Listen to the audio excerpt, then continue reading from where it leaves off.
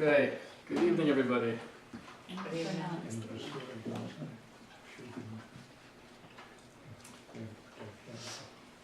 Okay, we left off last time.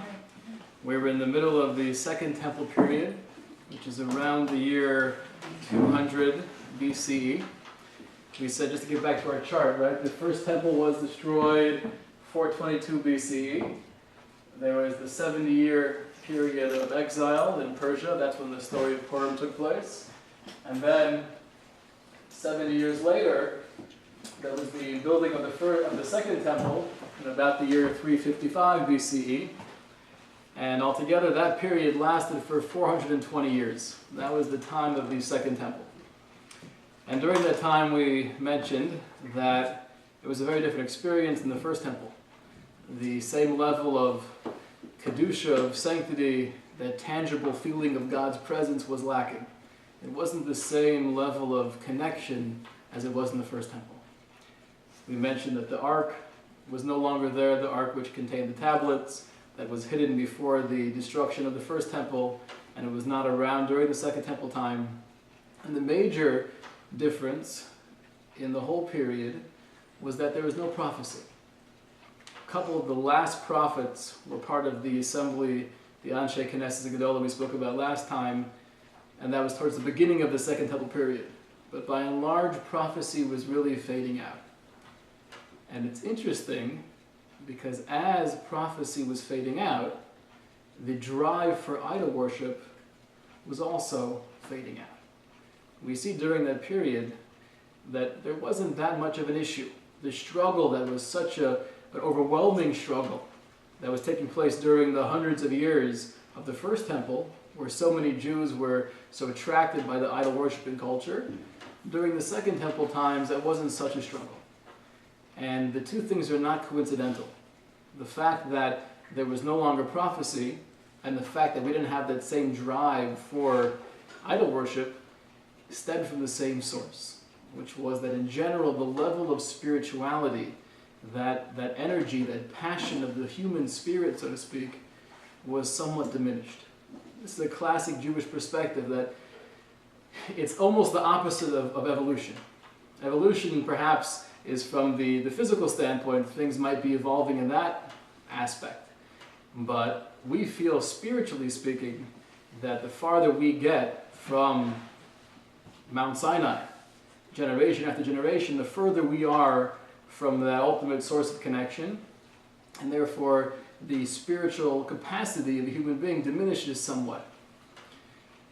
So therefore, there was no prophecy, and at the same time, you didn't have that same drive for other outlets of spirituality, and therefore that drive, that desire for idol worship wasn't that strong as well. We mentioned at the very end of the last time that the Greeks were now in charge. They were the main power, and they were very influential. The culture of Hellenism was very attractive, and many of the Jews were very enthralled by the Greek culture in general. And we mentioned that superficially, there were definitely some similarities between Jewish philosophy and Greek philosophy. But when you looked deeper, you saw they were very, very different.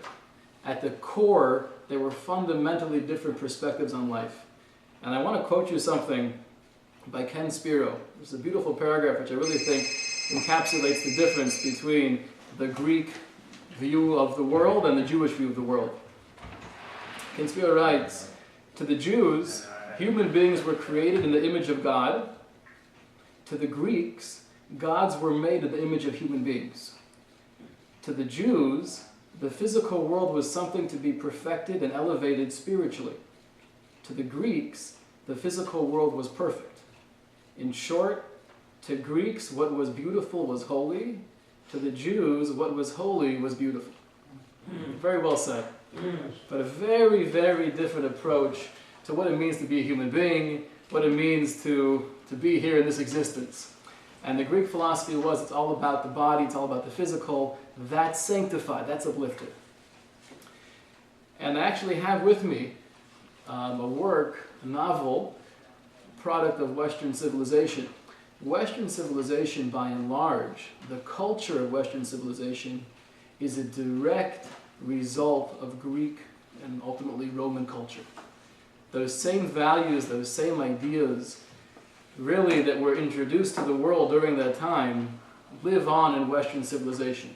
Morally speaking, by and large, were a product of the Judeo-Christian source of ethics, which really means the Torah's value system, the idea of morality, the idea of ethical living, the idea of fair justice.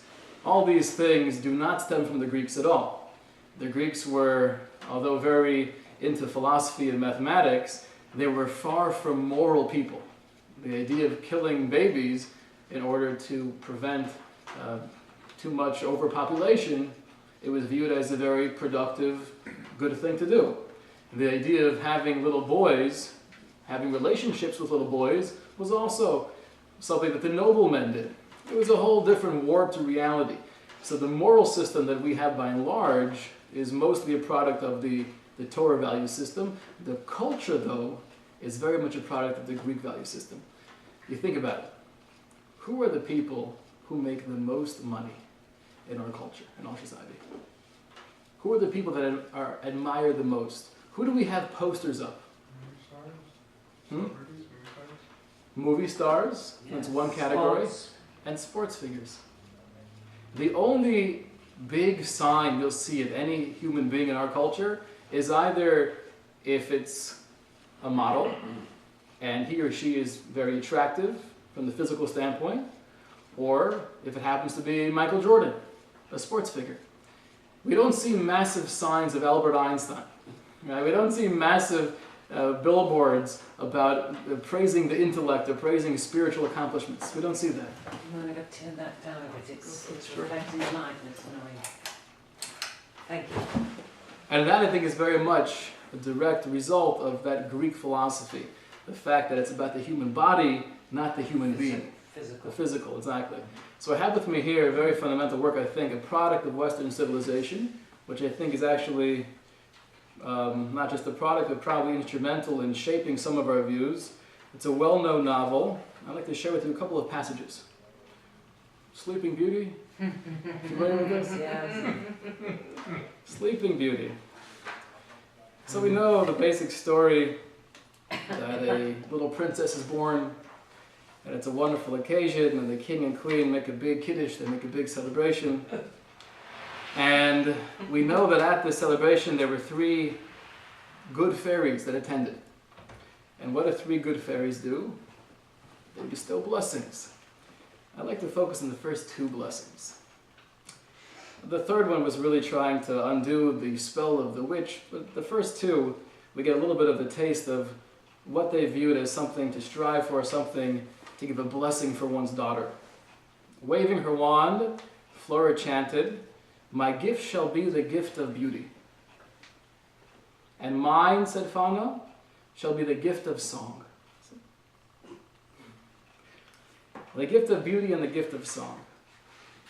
And it's interesting, as you go throughout the novel, we know that she grows up away in the forest and hiding, and she would tell her animal friends that she would be dreaming a beautiful dream about meeting a tall, handsome stranger and falling in love.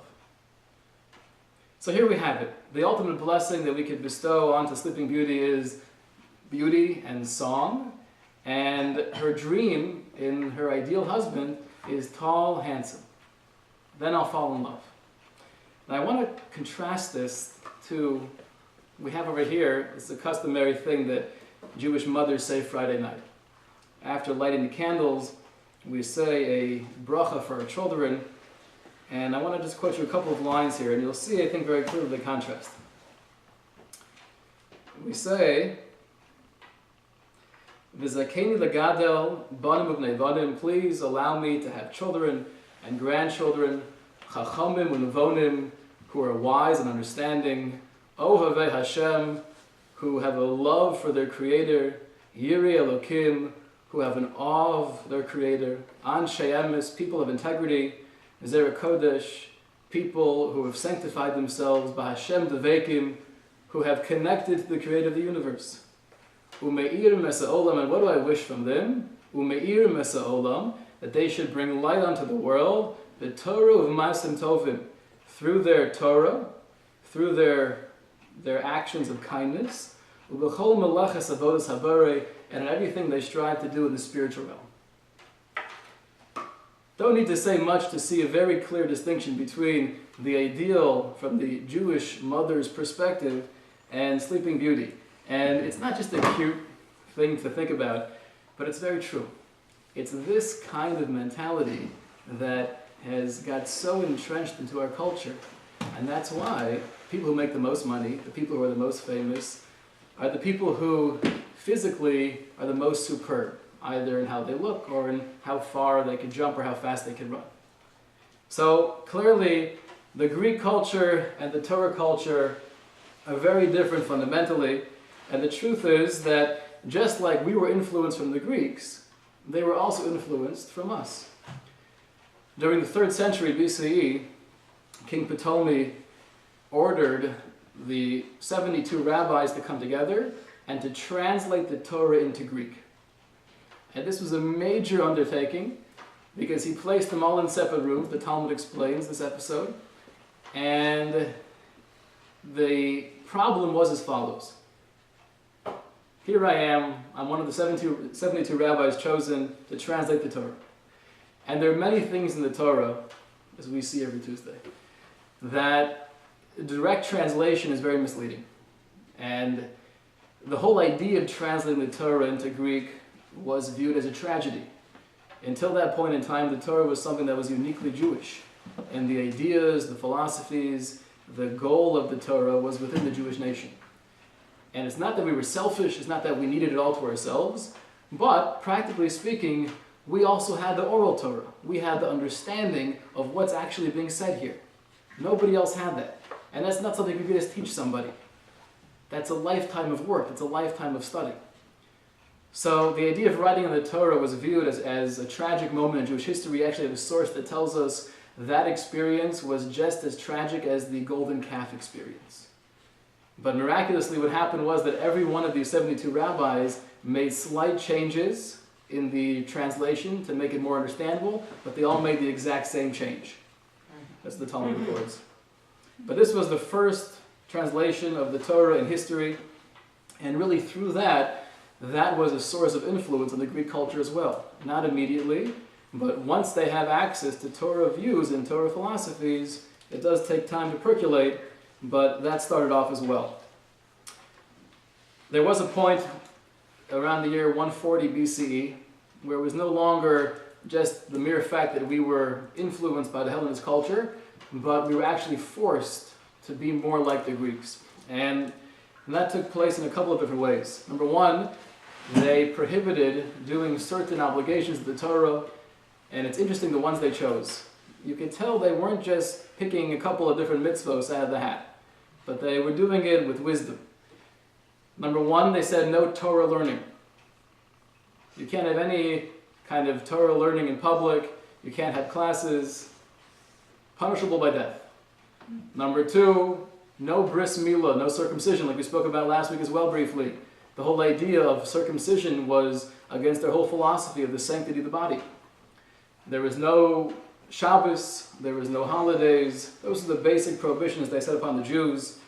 And many of the Jews, like we mentioned briefly, felt, listen, they're not threatening me. They're not saying they want to kill me because I'm Jewish. They're just saying don't do these particular instructions of the Torah. Okay. This is the first time in history we have such a concept. Going back during the 70-year period, we had the story of Purim. Haman's goal wasn't to make the Jews stop doing the mitzvos. It was very simple. If you're Jewish, I want to kill you. That was his goal. I don't like Mordechai, I want to kill all the Jews. Here was very different. The Greeks didn't care if you were Jewish. They just didn't want you to practice your Judaism. And therefore, if you embraced their culture, they would embrace you. Come along the Maccabees. Sorry. Question. What was such a travesty of translating the Torah? Meaning, if we're not proselytizing, but giving them a guidebook and to lead their lives a little bit more moral, and keep, let's say, 7 or more or less mitzvahs. Like, what would be the problem with that? It would be So the travesty. I think the main problem was perhaps twofold. One is, like we mentioned, that many things will be misunderstood, and it's not a healthy thing.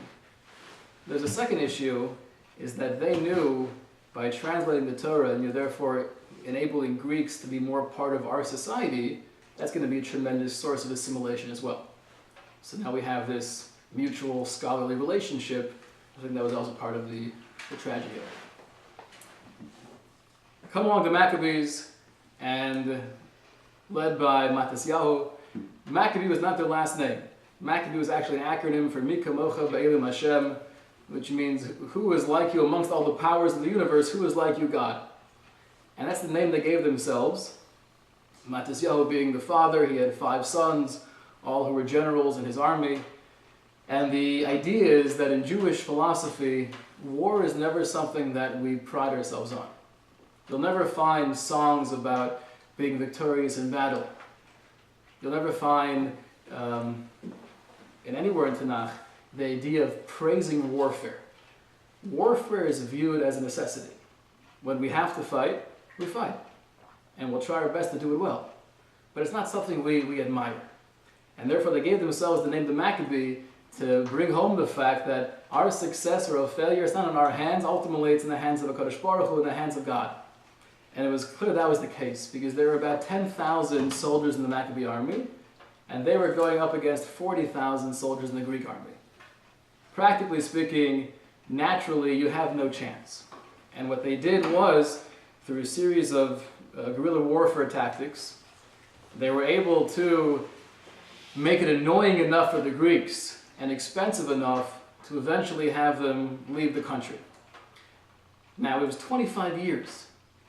When you hear the Hanukkah story as a kid, you think, okay, it was maybe a week or two and then the battle was over and we beat them. It was 25 years of guerrilla warfare.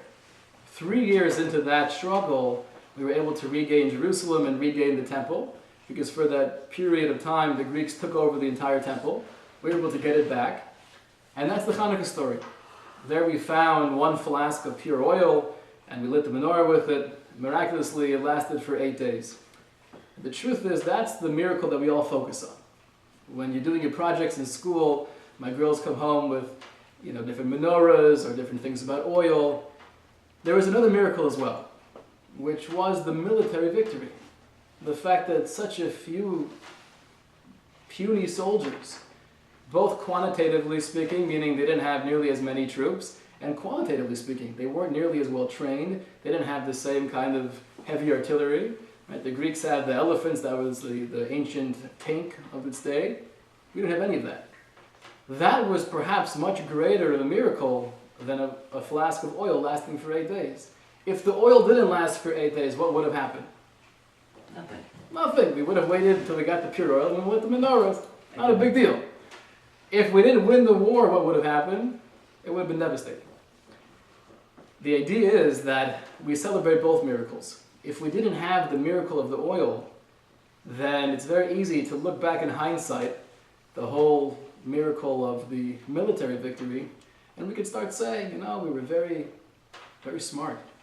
Wonderful strategy, guerrilla warfare. Yehuda HaMaccabee was an amazing general, and God is easily forgotten about. When it comes to anything involving human beings, no matter how miraculous it might be, it's very easy to put God aside. The 67 war. If you were in Israel at that time, after those 6 days, the majority of people will tell you, would have told you, Nes Golui, it was an open miracle. Wait a couple weeks, Moshe Dayan, he was amazing. Whew, he's brilliant. Those Arabs, they were so stupid. And this is what happens. So we have to have the other miracle of the oil, which although might not have been as needed, but it helps us get the whole picture that everything that took place was a miracle. And that was the story of Hanukkah. It's interesting, this is the one holiday, we're coming up to Hanukkah soon, the one holiday that we're celebrating victory, but we haven't really won the battle yet. In regards to Purim, we won. Haman was trying to kill us as a nation, and we killed him first, and we saved ourselves, and we were alive. The story of Hanukkah is very different. They weren't trying to kill us. They weren't trying to get rid of all the Jews. They were trying to get rid of Judaism. And they were trying to do that through forced assimilation. we're still battling that. The vast majority of the Jewish people are assimilated. The vast majority of our children and grandchildren are intermarried. So although we're not fighting the Greeks anymore, but we're in a culture which on one hand it's a blessing. America is very accepting of us. But on the other hand, it makes it that much more difficult to retain the identity, to retain Jewish connection. And therefore the Hanukkah battle is still being waged every day. Many people light the menorah, and it's a beautiful thing.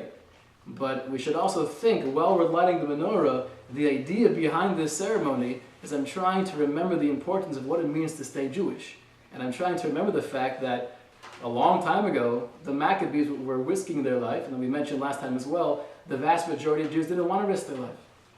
You had a minority of Jews that said, we're not going to stand for this. That's what we're celebrating. That's the celebration of Hanukkah. What ended up happening, though, is the Maccabees, after 25 years, they made a treaty with the Greeks. They left, and Shimon, he was the last remaining brother, the other four died in battle. He kind of took over a leadership role. But what happened after he passed away, the Maccabee dynasty, so to speak, the dynasty of the Hashmonaim, it wasn't so peaceful. There was internal conflict. There was a lot of politics. And they figured now there's a new world power. Greece is no longer it. The new world power is Rome. So they invited Rome into Israel. Can you be the mediators for us? You have sheep in a corral, and they're bickering. So one sheep says, I have a good idea. Let's invite inside the wolf and we'll have him be the mediator. That's what happened. Let's invite Rome inside. And it was through that they got a stronghold and they came in willingly. But that was the beginning of the end. The Roman Empire, led by Vespasian, came to conquer the city in the year 70 CE. And the Talmud actually tells us that Rabbi Yochanan ben Zakkai, one of the great leading rabbis of his time, he was able to sneak out to meet Vespasian personally. The only way they were allowed out of the city was for a funeral. So they had him, he had other people place him in a coffin, and they took him outside the city, and then he was able to meet Vespasian, the leader of the Roman army, and he told him, you should go back to Rome and become the Caesar. You can imagine the chutzpah. Some rabbis telling me to go back to Rome and become the Caesar. Right then, though, one of the generals runs up to Vespasian and says, Master, we just got word from Rome that you're being called back. You're going to be the new Caesar. And he knew that there was something special with this rabbi. He had this level of prophecy or prediction, whatever it was.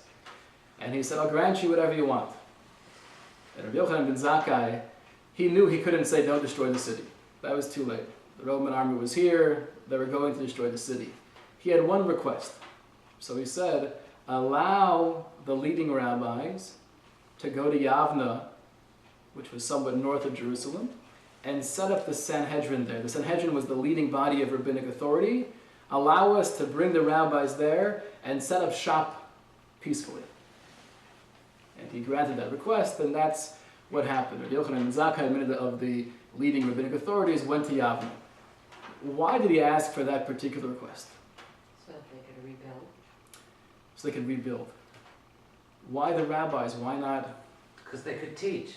They could teach. Just like the Greeks knew that by telling the Jews you have to stop learning Torah because they knew that was the lifeblood, that was the essence of the Jewish people. So Yochanan ben Zakkai knew that much more than the Greeks did. And he knew that the only way to keep Torah alive and keep the Jewish people alive is to be able to have a center of learning where we have the highest level of leaders, spiritual capacity, and wisdom to be able to keep on teaching. And that's what happened, and it was really through that request that the Jewish people were able to maintain as connected as they did. The 17th of the month of Tammuz, there was the breaching of the walls of Jerusalem. That day is now mourned every year on that same date. It's a fast day. 5 months later was the ultimate destruction of the Second Temple. And what date was that? The 9th of Av. The 9th of Av. Here we have the third time we see the ninth of the month of Av coming into play. The first time was when the spies came back with their bad report. The second time was the destruction of the first temple. And here we have it a third time, the destruction of the second temple on the 9th of Av. The Ark of Titus, the famous engraving of the Jewish captives bringing back different vessels and the menorah from the temple. That was the ark that Titus was the son of Vespasian who took over the battle once his father went back to Rome. And that was his way of bragging that we took over Jerusalem. They have a coin where they said, Judah capta, that Judah has been captured. They felt that it was a very strong source of pride. Now the story of Masada, there were 1,000 people or so that escaped Jerusalem and they went to a mountain, Masada. And this is where the Romans had some kind of, it was a base of some sort, and it was very well fortified because up on the top of the hill of a major mountain. Ever been to Israel and try to hike up Masada? It's a big hike. And what happened there, they were living there for a while, about 3 years, and then eventually the Romans made that their major goal, and they built this massive ramp to go up to the top of Masada. And we know the story goes that before they got up there, they all killed themselves to avoid the Roman capture. That's a question we're going to leave for now. We're not going to get involved with the ethical ramifications of that. But Masada took place in the year 73 CE. There was one last stronghold. There was a man by the name of Bar Kokhba, and he was viewed as a tremendous Talmud scholar and both spiritually and physically very accomplished, to the extent that Rabbi Akiva, who was one of the leading rabbis of his time, thought that this person, who he actually referred to as Bar Kokhba meaning the son of the star, paraphrasing a verse in the Torah, alluding to the idea of Messiah, Rabbi Akiva and many others thought this person might be the Messiah. Now here we have to just break for a moment. The Messiah is something we mentioned in the very first year, the very first class, that the year is 4,000 to 6,000. That 2,000 year period is what's referred to as the times of Messiah. Messiah is a Jewish concept, very different though from the Christian concept.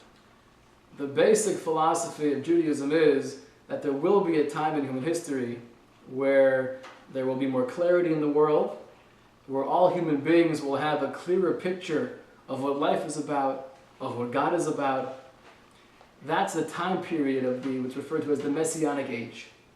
That will be led by one great Jewish leader who will be referred to as the Mashiach, as the Messiah. This person is not supernatural. He's not going to come down on a magical donkey with wings. He's a normal human being born from a father and mother, and he will lead the Jewish people.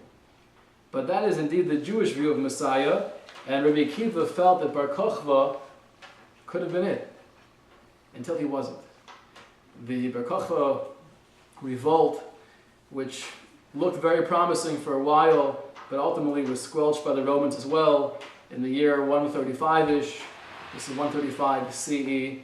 That's when the revolt was totally destroyed in the city of Beitar. And that was the last glimpse of hope, so to speak, from the Jewish peoples having a presence in the land of Israel. At that point in time, Rabbi Akiva realized because he died, he must not be Messiah. This is something we'll see, that it's not so clear throughout human history. Does death make it by definition that you must not be the Messiah, or can we work around that? And that's really what happens with the advent of Christianity. There was tremendous Torah scholars at this time, the period of Hillel, famous names Hillel and Shammai, of Rabbi Akiva. In those same generations was a person named Yeshua. Yeshua's Latin name is Jesus. And he was a rabbi as well. He had different ideas though. And were they radically different? It could be in the beginning they weren't that radically different. But he was, as many others, preaching that we could somehow get out of Roman persecution. Even though the temple was officially destroyed, the Roman persecution was still very heavy. And there was this atmosphere of Messiah must be on the way. Rabbi Akiva thought it was Bar Kochva. There were other false messiahs along the way. There was a man now by the name of Jesus who, whether or not he himself called himself Messiah, I don't know, I wasn't there. It sounds like it's not so well documented. But there was clearly a movement that felt this person, this man, might be the Messiah. The Romans didn't like this kind of talk. They didn't like anybody preaching to the Jews about getting rid of Roman persecution, and they ultimately killed him, as they did thousands of others in the exact same way. Christianity wasn't much. There were a couple of followers for this man, Jesus, which was viewed as a small kind of breakaway sect of Judaism. Until a man by the name of Shaul came along. Shaul later referring to himself as Saul or Paul, right? Paul was brilliant in his marketing tactics. He had the following chap, he had the following idea. He himself, in the beginning of his life, was actually very opposed to this small sect of Judaism, to the Jesus followers, until he had this episode where he had a vision of Jesus coming to him in a dream and basically saying, "Stop ridiculing my people." And based on that dream, he made it his life's goal to help the Jesus sect, so to speak, and make Christianity what it is today. And he did that in a brilliant fashion. He realized that the Romans and many other people who were somewhat civilized, they would very much relate to some of the core ideas and values of Judaism. The idea of one eternal, infinite, loving God, people could relate to that. The idea of basic morality, of basic ethical living, those are all wonderful things. The idea of love your fellow as yourself, things that Jesus himself was a big fan of. He didn't invent these ideas. They preceded him by many, many, many years in the Torah. But these were things that people could relate to. What was the big hurdle of wanting to be part of the Jewish people? The big hurdle was, I don't want to have to keep all those instructions of the Torah. There's 613 rules. I don't need those. Thank you very much. Number one. Number two, I don't want to be different. A Jew, by definition, with all the things that we have to do, and our whole system of rules and mitzvos, that makes us different. I don't want to be different. I don't want to have those restrictions or obligations. So Paul had the following idea. I'll give you the best of both worlds. You could buy into the basic ideas of Judaism, the basic morality, and forget about all those mitzvos. And the theology that he created was that it's true God initially gave the Torah to the Jews. That we believe in, the Old Testament. And at that point in time, God felt it was the right thing to do to give these instructions. He thought that was beneficial for human beings, for the Jewish people. But now God realizes it's not going to work. They're too much. It's not really going to help you. And therefore God is now telling us, throw out all of those commandments, just love God, have faith in God, and believe that Jesus is your Savior, and you'll be good to go. I have over here a handout. This is a couple paragraphs written by Rabbi Kaplan. You can take this home. I think I gave you guys a copy of this. Where basically what he does, most Jews definitely know that we don't believe in Jesus. We know that we're not Christians. We don't necessarily know why exactly. So I'd like to go through just 4 basic ideas. And these were, the way Rabbi Kaplan explains, these were Paul's 4 basic teachings that really became the fundamental tenets of Christianity. On the bottom here of the left column, one idea was that Jesus was the Messiah. The word Christ means Savior in Latin. He was the Son of God as well. That's number 1. The belief in Jesus being the Messiah and the Son of God. Number 2, that man is evil and sinful. The idea of original sin, we're born being sinful and we have to rectify ourselves. And the only thing that could prevent man's utter damnation in hell is the belief in Christ. That was number 2. Number 3, the Jews were originally God's chosen people, but they were rejected when they refused to accept his son Joshua, or Jesus. The name Israel, which usually is referred to as God's chosen people, is no longer carried by the Jew, but rather is now carried by those people who accept Christ, who accept Jesus as the Messiah. Everyone else is damned in hell. Number 4, there is only one law now that Jesus has come, and that is love. One must follow the example of Christ's sacrifice and patiently hope that God will be gracious in return. Those are the 4 major theologies really that were invented by Paul that became the basis of Christian philosophy. And just to quickly address each one. Number 1, the idea of Jesus being Messiah. He could have been. Anyone could have been. Rabbi Akiva thought that Bar Kokhba was the Messiah. Once a person is killed, and they didn't bring about all the prophecies that we have in the Bible that Messiah will bring about. The Bible, we have many different places in Isaiah and other prophets that when the Messiah will come, when this great leader will arise amongst the Jewish people, it's going to be a different world. Like we mentioned, there's going to be more clarity, there's going to be harmony, there's not going to be raging battles. That didn't happen. So to assume that Jesus was the Messiah, therefore, from the Jewish perspective, is impossible. To assume, this is number B of number 1, to assume that he was the Son of God, that, philosophically speaking, is impossible. The Jewish perspective on God is that God is infinite, God is limitless, and the idea of having any form, any shape, any structure, by definition means you're limited. You have boundaries. So therefore, from the Jewish perspective, there's no such thing as any physical aspect or part of God. Number 2, the idea of man being sinful based on the original sin from eating from the tree. We do not believe that that experience made us inherently sinful. Whatever took place in the Garden of Eden, which we didn't speak about, that was earlier on in day 6. We said the first 6 days we're not addressing. But whatever took place, we also believe, this is what the Torah says, there was a drastic change in humanity. Something major took place. But it doesn't make us sinful afterwards. And I think the proof is, forget philosophy, forget theology. You look at a little baby, you look at a little cute boy or girl, 3 months old, there's nothing sinful about that little kid. And that's a Jewish philosophy. You were born pure, you were born with limitless potential, you're not a sinful person. And the goal is not to prevent oneself from being damned to hell. The goal is to use one's inherent potential to raise oneself to the highest levels possible. Number 3, the idea that the Jews were originally God's chosen people, then he changed his mind. So that itself we argue with from the philosophical basis. The Torah itself says, we mentioned more than 25 times, that the mitzvos, the commandments, the instructions of the Torah are a chok olam. They're binding forever. So to say that God would therefore change his mind after giving laws and instructions that were eternally binding is also irrational.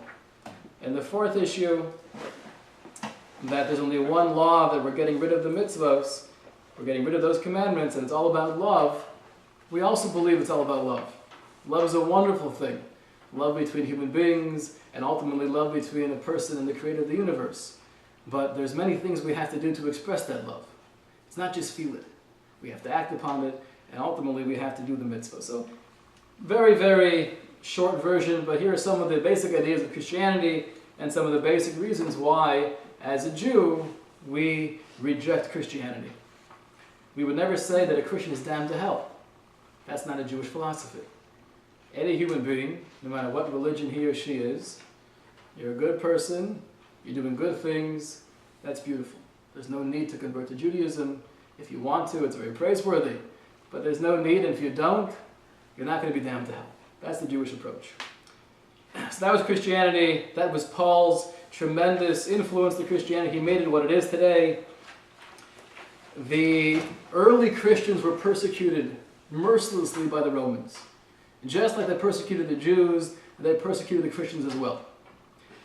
Their shining moment, the changing moment in the history of Christianity came in the early part of the 3rd century, the early part of the 4th century rather, where Constantine himself converted to Christianity, and being the new emperor of Rome, he converted Rome, so to speak. He made his capital Constantinople, and he made the Roman Empire officially Christian. And once he did that, there was no turning back. That was the greatest boost for Christianity in history, and that was the beginning of their worldwide domination, so to speak. Rabbi Akiva, we mentioned his name before. I think it's worthwhile discussing a little bit about who he was, because we get a glimpse into life and the struggles that took place during this time period. This, once again, is after the destruction of the Second Temple, during this era of about 130-ish CE. Once the Romans made many laws, as did the Greeks before, in regards to not teaching Torah publicly, not practicing Judaism. Anyone that was caught would be killed. So the Talmud relates a famous story that the disciples of Rabbi Akiva went to Rabbi Akiva and said, "Why are you continuing to teach Torah? What are you doing? You're endangering yourself, you're endangering your students. You can't do this." And the analogy he gave, he said, a fish is alive in the water. It needs the water to survive. If you take the fish out of the water, it's going to die. There's no hope. So you're telling me it's dangerous because I'm teaching Torah. But he says you have to understand the essence of the Jewish people. The nature of the Jewish people is that we need Torah. The Torah to the Jew is the water to the fish. So it's true it's dangerous on a personal level, but on a national level, so to speak, if we don't do this, we're going to for sure die. That was the perspective of Rabbi Akiva. Rabbi Akiva himself, he was not born a scholar. He was not born into a scholarly family. He really started learning at around 40. He tried when he was younger. He was unsuccessful. Just wasn't going. So he left the Beis Medrash, he left the learning, and he occupied himself with different things. And he was so far removed from Torah learning that he himself said at one point that when I see the rabbis, I get so angry, I would bite off their heads. Which is an amazing insight into human nature. If you're doing something more than I'm doing, there's a certain feeling of, I think that you feel superior, I feel defensive. Even Rabbi Akiva felt that rage, that jealousy. But ultimately it was that same passion that during that famous episode, walking by the rock, a little bit of water dripping on the rock, and he came to the realization, there's a little indentation, a little hole here. If water that's so soft could penetrate even the hard rock, then I'm sure if I tried again with Torah study, I'm sure it could penetrate my brain. So he went back to learning at age 40, and he became the greatest sage of his day. To the extent where he opened a yeshiva, and it grew gradually, and he had 24,000 students. He was the biggest yeshiva around. He was the center of all Torah learning, until the tragedy happened. There was a plague, and within 33 days, every one of those 24 students passed away. So you can imagine Rabbi Akiva for the moment. His whole life, working and toiling and struggling and finally dedicating himself to Torah learning and opening yeshiva and amassing all these great students, and now they're all dead. Besides the personal tragedy involved of losing all of these close friends, I'm sure he viewed each student as a child. But there is the national tragedy as well. This was the center of all Torah study. The Talmud tells us that then he moved on, so to speak, and he got himself 5 new students: Rabbi Meir, Rabbi Yehuda, Rabbi Yossi, Rabbi Shimon Bar Yochai, and Rabbi Elazar ben Shemua. And through these 5 names, if you ever learned the Mishnah or the Gemara before, you'll know these are 5 major players in all of Mishnah and Talmud. And through these 5 people, he was able to keep the chain, the Masorah, the tradition of Torah learning alive and well. Rabbi Shimon Bar Yochai is a name that might stand out. He was the author of the Zohar. The Zohar itself, this was the main source of Kabbalistic ideas. What is Kabbalah, in a nutshell? It's very simple. Well, it's not very simple, but the basic idea is, we spoke about the Mount Sinai experience. There was the Torah that was given. The Torah, we said, were the notes to the lecture. But the lecture itself was much greater and much deeper. The Torah itself was very concise. Besides that, Moses received all the explanation, all the understanding of the Torah on every level. The basic understanding of the Torah is what's referred to as the oral Torah, which we're going to get to in a moment. That was ultimately written down in the form of the Mishnah and then in the form of the Talmud. The deeper understanding of the Torah, more of the mystical level of perspective, that's referred to as Kabbalah. Kabbalah literally means tradition, because that was something that was more passed down orally. But that deeper understanding of Torah ideas is what was written down in the Zohar by Rishon Bar Yochai. But that was never published. That was never out for public consumption. It was many, many years later, more than 1,000 years later, that it actually came in the form that it is now. And we're going to delve into that hopefully next week. But he was the original author of the Zohar, Rishon Bar Yochai.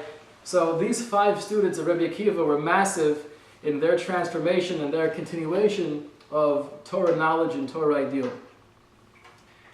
However, Rabbi Yehuda Hanassi comes along, Rabbi Judah the Prince, and he was both very wealthy and he was both very knowledgeable. He had the title of being the prince. He was the leader of the Jewish people at the time. And during the time he lived, around 150 CE, there was actually a moment of peace. The very evil Roman Emperor Hadrian had passed away, and now the people in charge were a little bit more normal or humane, and he wanted to take that opportunity to do something very fundamental, which was write the Mishnah. He felt, based on the tremendous turbulence of his time, namely the destruction of the Second Temple, the internal conflict that's happening. We spoke about the Hellenist Jews and the non-Hellenist Jews. We spoke about the Sadducees and the Pharisees. There are also new religions now appearing on the scene, and therefore there's going to be very distorted views of what is Judaism. Not to mention the fact that now the Torah is translated, and that itself is going to be a cause for many distorted viewpoints. So he felt it was time to take the oral tradition that by and large was oral until this time, and to do something drastic, which was to write it down. And we spoke about a couple times ago, it was supposed to be oral. That's the ideal way of teaching. That's the ideal way of being able to relay information by not having something stagnant, to be able to apply the core ideas of the oral Torah to every situation. But he felt that he had to, in order to keep it alive. There's actually a verse that says, Eis lasos l'Hashem hefiru sorasecha, which literally means, it's a time to do for God because they are breaking your Torah. But the way that he interpreted that verse is on a deeper level. It's a time to do for God. How do you do for God? By breaking the Torah. Sometimes the right thing to do is by going against the letter of the law. A very dangerous idea, not to be tried at home. But when your name is Rabbi Yehuda Hanassi, and you're the leader of the generation, you have his knowledge and his grasp of all of Torah, you can make those types of decisions. And he felt it was worthwhile to preserve the oral Torah, to write it down, and hence what he did, he got all the rabbis together, and he said, all of the information that you have, like we mentioned, every rabbi had their own little notebook. It wasn't totally oral, but there was no official documentation. So he said, everyone, all the information that you have from your father and your grandfather and great-grandfather, from your Rabbi and from his teacher, get it all together. And that's what they did. All the great rabbis of this time brought to him all of the information, all of the traditions that they've received. And what he did is he compiled what's known as the Mishnah. And the Mishnah is the written form of the Oral Torah, but it's very cryptic. He didn't want to be too elaborate, because he wanted to keep the basic necessity of having an oral tradition, having that need to turn to a parent or to turn to a teacher and have them guide you and really explain verbally what's happening. So he wrote the Mishnah in very concise, very cryptic form to at least have the structure, the written structure of the Oral Torah. At the same time, a little bit later, was the writing of the Midrash. Heard of the Midrash before? What is a Midrash? Many people think it just means it's a story. It's much more than a story.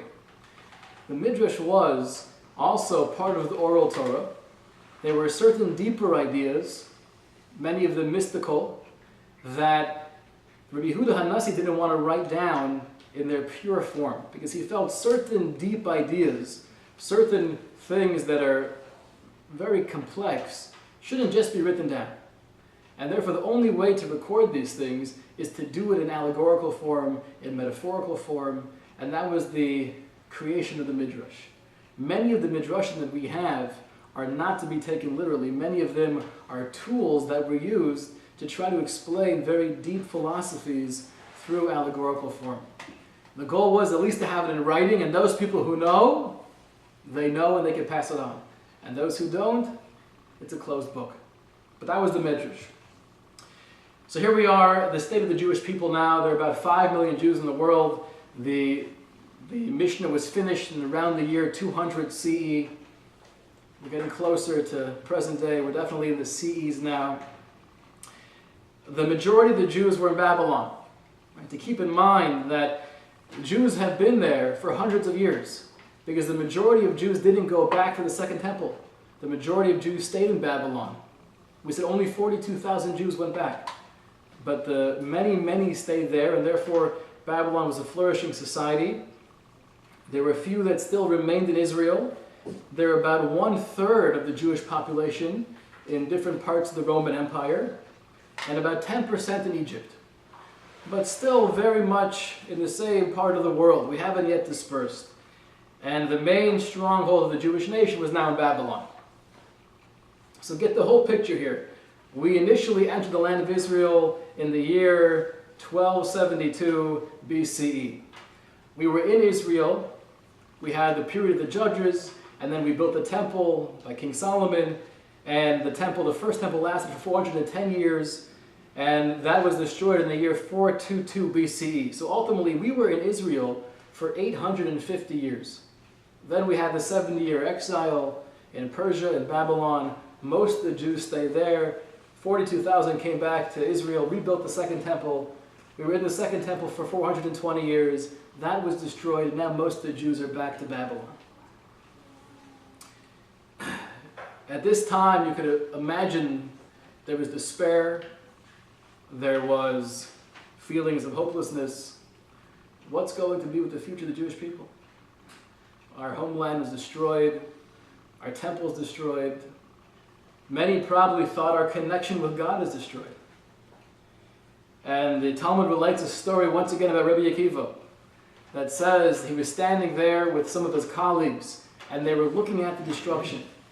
And they were looking at the place where the Kodesh Kadoshim was, the Holy of Holies, the most sanctified part of the temple, that was destroyed, and there were foxes walking on top of it.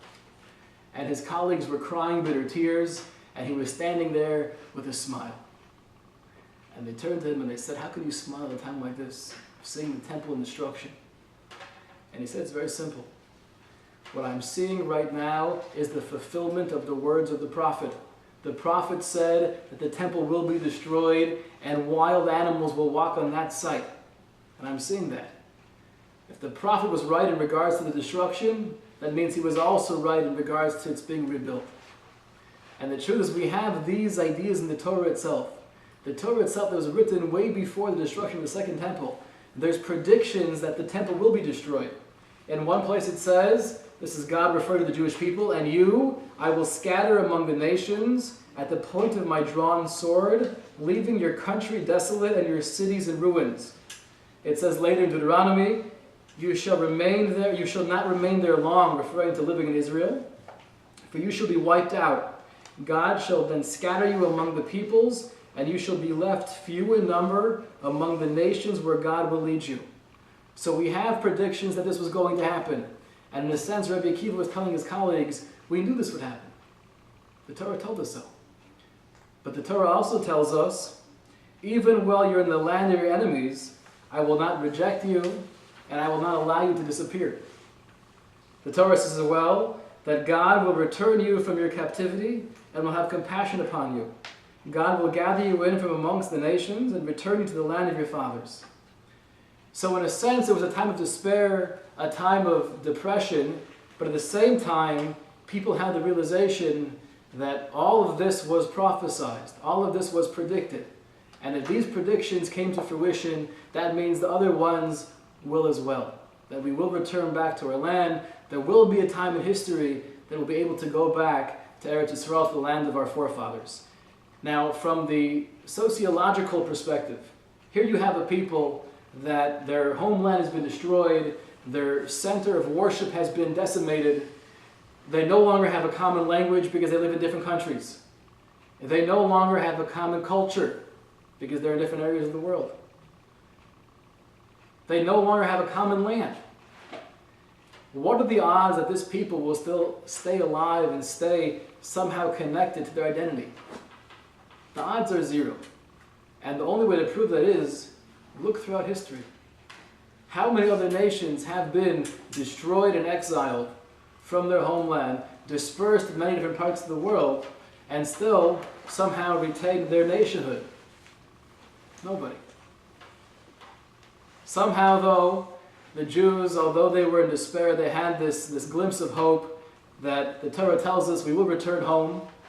Did they know it would be in 1948? They didn't know that. But they knew it would be at some point in history. So now we have the majority of the Jewish people living in Babylon, and in Babylon things were pretty good. Things were going pretty smoothly. They had major yeshivas there, major places of study. You had Rav and Shmuel. These were the two main players of the Babylon world of Torah. Rav was the head of the yeshiva in Surah. Shmuel was the head of the yeshiva in Nardah. We have Rabbi Yochanan and Reish Lakish in Israel, who had yeshiva there, who had a place of Torah study there as well. And during the hundreds of years after the destruction of the temple, after the compiling of the Mishnah from the year 200 CE till about the year 500, during those 300 years, it was a time of tremendous Jewish scholarship. That in Babylon, there were major academies, and in Israel as well. Not as many, but there were also major yeshivas there as well. At that time, the Talmud was written. What is the Talmud? What is the Gemara? They're interchangeable. The Talmud is an elaboration on the Mishnah. The Mishnah, which was originally compiled by Rabbi Yehuda HaNasi, like we said, very cryptic, very straightforward. If you ever learn a Mishnah, you'll see you'll have one paragraph, but to really understand what it's saying, you have to say a lot more than that one paragraph. That's what the Talmud does. The great rabbis of those times, those 300 years, got together and they made it their job to go through the entire Mishnah and elaborate more, to clarify more, to give us some of the background. When the Mishnah says this is the law, the Talmud will come along and say, why is this the law? Where is it from? Rabbi Yehuda says it's over there, but I say it can't be from over there because of this question. I say it's from over here. There's arguments, there's discussions, there's stories, there's philosophical issues. The Talmud in those 300 years really became the basis for all of Jewish scholarship and really the entire perspective of what it means to be a Jew. And after that point in time, after the year 500 CE, without having an understanding of the Talmudic approach to life, you didn't really understand the Jewish approach to life. It was a whole different world. And that's what we have today. This is probably the most studied book in all the yeshivas around the world. And there were two Talmuds. The Babylonian Talmud, which was compiled around the year 500, and the Jerusalem Talmud, which was somewhat earlier in the year 300. The Jerusalem Talmud is not nearly as long or as elaborate as the Babylonian Talmud. The Babylonian Talmud, because that was the major center of Jewish learning, that really became the more authoritative Talmud. They're both used nowadays, but by and large, any yeshiva you'll visit in the world, they have a Bava Metzia open or a Bava Basra. They have a tractate from the Talmud of the Babylonian Talmud. And it was really in that time, 500, where they closed the Talmud, so to speak. They said, from here on, we're no longer explaining the Mishnah, we're no longer elaborating on the oral Torah. We feel we've done a sufficient job, and we also sense that the generations, as we said earlier, are weakening. And for them to continue our work might not be a good idea. They close the book, say that for here, Talmud's done. Everything else past this point will be commentary. Everything else past the 500, so to speak, will be great rabbis explaining what the Talmud said. We're going to leave off here in this very interesting time in history. The majority of the Jewish people in Babylon, we have tremendous centers of Torah learning.